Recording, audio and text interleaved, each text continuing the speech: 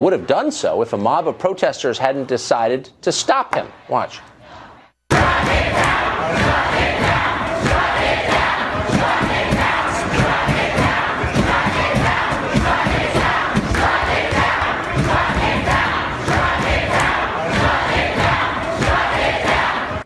Well, students at the $61,000 per year college called Murray a sexist, anti-gay white supremacist, and otherwise screeched until administrators finally canceled the event because they had to.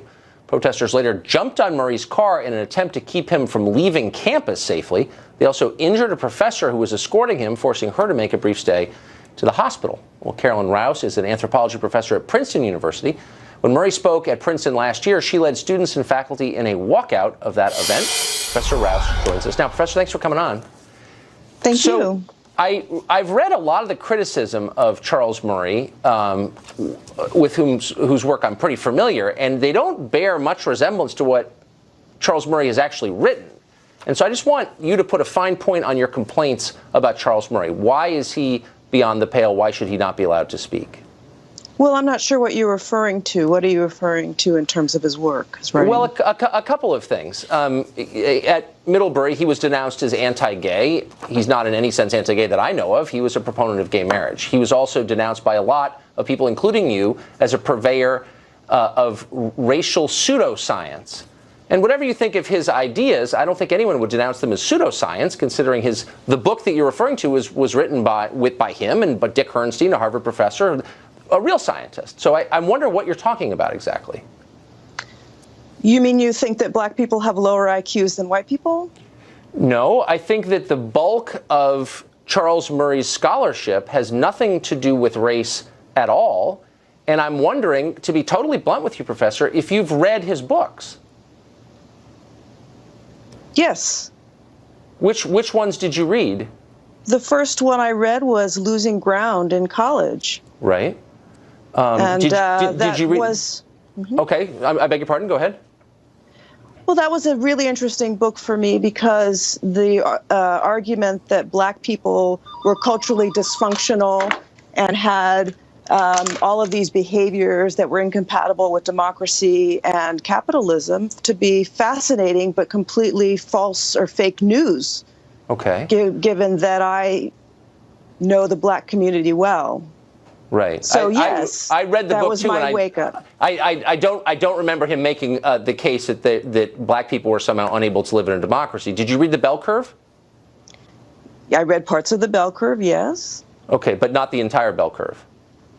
No, I didn't read the entire Bell Curve, and I read the critiques of The Bell Curve as well. Okay. But are you know, the So Southern Poverty Law Center has a dossier on him. I don't want to debate whether or not he's made claims about the sort of the degeneracy of black people and poor whites. It's just a fact. So if you want to talk about freedom of speech and his right to speak freely, I think that makes sense. But what he's written is out there for the public, and I don't think that we need to debate that. Well, but that's kind of your point, is that it's known and we don't need to debate it, but you've already conceded that his central work, The Bell Curve, you haven't actually read. You've read critiques of it, you read part of it, but you haven't read the book. And instead you point to the Southern Poverty Law Center, which is a political organization. I'm just saying, shouldn't you take the scholarship seriously? And then if you disagree, explain why. You know what? There's a black man who wrote about how people with more melanin are more intelligent. Do I need to read this work? Do I need to invite this person to Princeton to speak because he's written about how black people are more intelligent than white people? Do I need to waste my time? Do I need to waste your time? Do I need to waste the institution's resources because he said it? Just because somebody says something doesn't mean I need to be wasting my time reading every word they've written. I have other things in my life to do. They're more positive and constructive and more interesting scholarship out there. Oh, sure, but one of the things that you're spending your time doing is trying to prevent other people from expressing their views on the basis of incomplete knowledge. Not at all. We didn't at all. We let him speak. We didn't shout him out. We literally just walked out the door before he spoke. But don't you think, I guess the larger point here, and it seems like it would appeal to you as an academic, is that if you disagree with the point someone is making, you should understand exactly what it is they're saying, because the Bell Curve was not primarily about race at all. Do you know that?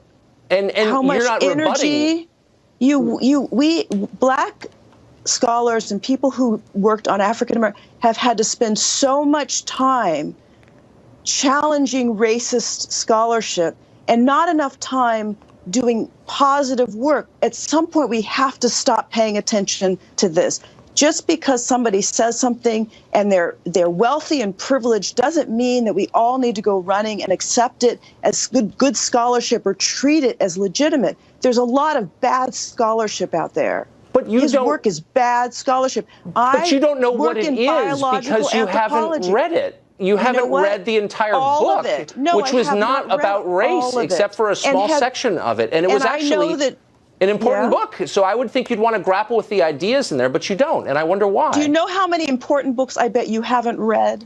Many. I'm not weighing in on them in the way that you are. Yes. You're passing judgment on something you don't understand, and that's what bothers me. You said I don't understand it? I do. That's correct. What's the thesis of the bell curve? I do work in biological anthropology.